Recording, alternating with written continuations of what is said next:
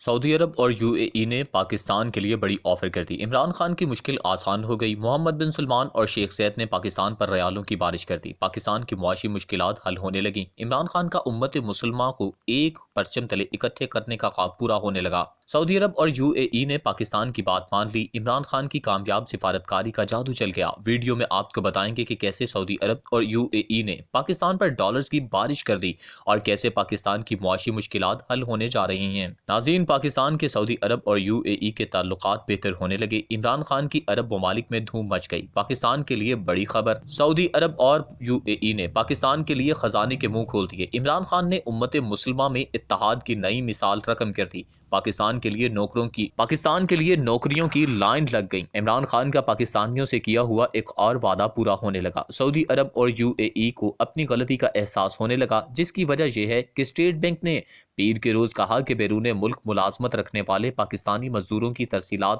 جنوری میں براہ راست 8ویں ماہ میں $2.3 بلین سے تجاوز کر گئیں، جو کہ ایک سال پہلے کے مقابلے میں 19% زیادہ ہیں۔ ناظرین اکرام، 2020 ملین جنوبی ایشین ملک کے زر مبادلہ کے ذخائر کو فروغ دینے اور ادائیگیوں کے بحران کے متوازن توازن کو کم کرنے کے لیے ترسیلات زر پر بہت زیادہ انحصار کرتا ہے۔ اسٹیٹ بینک نے کہا کہ رواں مالی سال کے جولائی سے جنوری کے دوران پاکستان کو ترسیلات زر میں مجموعی طور پر $16.5 بلین موصول ہوئے تھے، جو گزشتہ سال کی اسی مدت کے مقابلے میں 24% اضافہ ہے۔ ناظرین اکرام، سرکاری اعداد و شمار سے پتہ چلتا ہے کہ سعودی عرب اور متحدہ عرب امارات میں تقریباً 4 لاکھ پاکستانی رہتے ہیں اور کام کرتے ہیں۔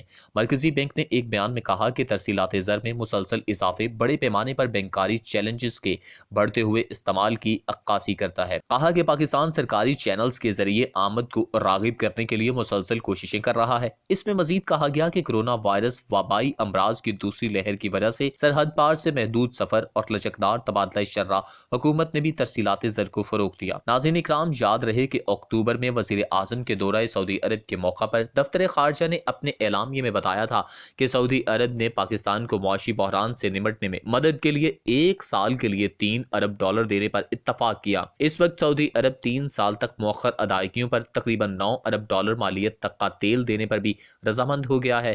اس سے قبل پاکستان نے سعودی عرب کو سی پیک منصوبے میں شمولیت کی دعوت بھی دی تھی۔ گزشتہ روز بی بی سی ورلڈ کے پروگرام ہارڈ ٹاک میں گفتگو کرتے ہوئے پاکستان کے وزیر خزانہ اسد عمر نے سعودی صحافی جمال خشوگی کے قتل کے بعد مغربی ممالک کی سعودی عرب سے دوری اور اس دوران پاکستان کی جانب سے سعودی عرب سے بیل آؤٹ پیکج لیے جانے کے بارے میں سوال کے جواب میں سعودی امداد کا دفاع کیا۔ ہو سکتا ہے کہ مغربی رہنماؤں کے خود سے شرمندگی محسوس ہوئی ہو، جو جمہوریت اور آزادی کی بات کرتے ہیں اور پھر انہیں سعودی پیسوں کے لیے جاتے ہیں تاکہ اربوں ڈالر مالیت کے معاہدے کر سکیں۔ ناظرین اکرام، پاکستان کویت انویسٹمنٹ کمپنی کے ریسرچ اینڈ ڈیولپمنٹ کے سربراہ سمیع اللہ طارق نے رائٹرز کو بتایا کہ سفری پابندیاں اور رقم کی منتقلی کے لیے ڈیجیٹل ایپس کا تعارف دوسروں کے درمیان تازہ ترین ترسیلات زر کے پیچھے بنیادی وجوہات ہیں۔ عالمی بینک کے مطابق پاکستان کو ترسیلات زر 2009 میں جی ڈی پی کے 5% سے بڑھ کر 2019 میں 8% ہو گئی۔ جی ڈی پی میں ان کی شراکت جی ڈی پی کے 9% سے زیادہ ہو سکتی ہے اگر وہ رواں مالی سال کے اختتام تک $28 بلین کو عبور کریں۔ ناظرین اکرام، ماہرین نے بتایا کہ ترسیلات زر میں اضافے سے نہ صرف ادائیگیوں کے بحران اور کرنسی کی برابری اور زر مبادلہ کے شرح کے استحکام میں مدد مل رہی ہے، بلکہ ملک کی معاشی بحالی میں بھی نمایاں کردار ادا کیا جا رہا ہے۔ طارق نے عرب نیوز کو بتایا کہ ترسیلات زر میں اضافے سے بالآخر مختلف شعبوں خصوصاً ریئل اسٹیٹ میں مقامی سرمایہ کاری کو فروغ دینے میں مدد ملتی ہے، روزگار کے مواقع پیدا ہوتے ہیں اور دسیوں ہزاروں خاندانوں کو معاش فراہم ہوتا ہے۔ ناظرین اکرام، ایف پی سی سی آئی کے صدر میاں ناصر حیات نے کہا کہ سعودی عرب پاکستان کا اہم تجارتی پارٹنر ہے، لیکن دونوں ممالک کے درمیان کوئی بھی تجارتی معاہدہ نہیں ہے۔ پاکستان اور سعودی عرب کے درمیان مضبوط اسٹریٹجک، سفارتی اور معاشی تعلقات ہیں اور پاکستان تیل، تعلیمی اداروں کی تعمیر اور مسئلہ کشمیر پر سعودی عرب کی حمایت کو فراموش نہیں کر سکتا۔ ان خیالات کا اظہار انہوں نے پاکستان میں مقیم سعودی عرب کے سفیر نواف بن سعید المالکی کے ساتھ فیڈریشن ہاؤس کراچی میں ملاقات کے دوران کیا۔ دورے میں سعودی عرب کے سفیر کے ہمراہ کمرشل اتاشی ناہر عبدالعزیز المغیل بھی موجود تھے۔ ناظرین اکرام، اعداد و شمار کا حوالہ دیتے ہوئے صدر ایف پی سی سی آئی نے کہا کہ سعودی عرب کی تجارت میں پاکستان کا صرف 65% حصہ ہے، جبکہ پاکستان کی تجارت میں سعودی عرب کا حصہ 7% ہے۔ دونوں ممالک کے درمیان کم تجارت کی وجہ پاکستانی اشیاء سے متعلق سعودی عرب میں مارکیٹنگ کا نہ ہونا اور لا علمی ہے۔ انہوں نے دونوں ممالک کے درمیان جوائنٹ بزنس کونسل کو فعال کرنے پر بھی زور دیا، جس کے لیے دونوں ممالک کے چیمبرز آف کامرس کے درمیان معاہدہ 2000 میں دستخط ہوا تھا اور اس وقت سے ابھی تک صرف 3 اجلاس منعقد ہوئے ہیں۔ ناظرین اکرام، سعودی عرب کے سفیر نواس بن سعید المالکی نے تجارتی رکاوٹوں کو ختم کرنے اور براہ راست تجارت کے فروغ کی ضرورت پر زور دیا۔ انہوں نے کہا کہ پاکستان اور سعودی عرب دونوں ممالک کے درمیان بے پناہ قدرتی وسائل موجود ہیں جو دو طرفہ تعلقات کو بڑھانے کے لیے استعمال ہو سکتے ہیں۔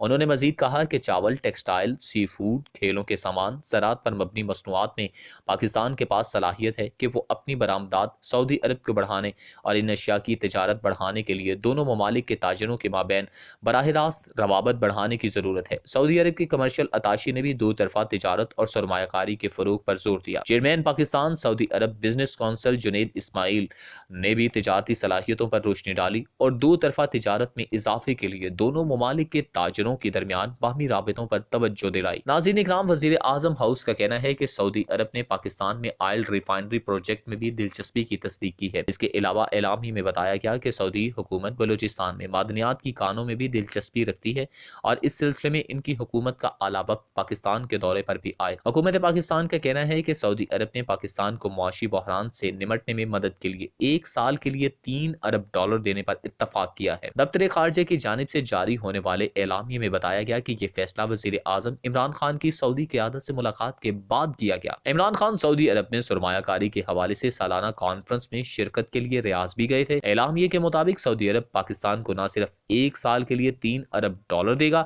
بلکہ 3 سال تک مؤخر ادائیگیوں پر تقریباً $9 ارب مالیت تک کا تیل دینے پر بھی رضامند ہو گیا ہے۔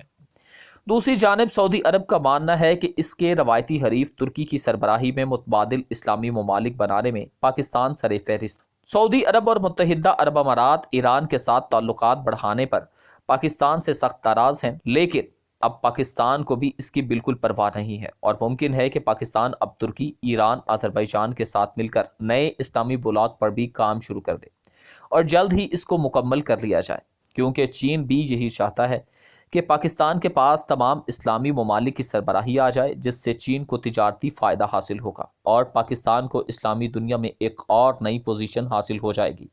خیال رہے کہ پاکستان پہلے بھی اسلامی ممالک میں ایک واحد ایٹمی طاقت رکھنے والا ملک ہے۔ سعودی عرب بھی ایٹمی طاقت بننے کی کوشش میں ہے، لیکن امریکہ کے ساتھ سعودی عرب کے تعلقات اس کو یہ اجازت نہیں دیتے کہ وہ خطے میں ایک نئی ایٹمی طاقت بنے۔ جہاں تک بات ہے راحیل شریف کی، تو ان سے متعلق بھی کسی اہم فیصلے کی امید کی جا سکتی ہے، کیونکہ راحیل شریف ملک کی سلامتی کے لیے کوئی بڑا قدم اٹھانے سے گریز نہیں کریں گے۔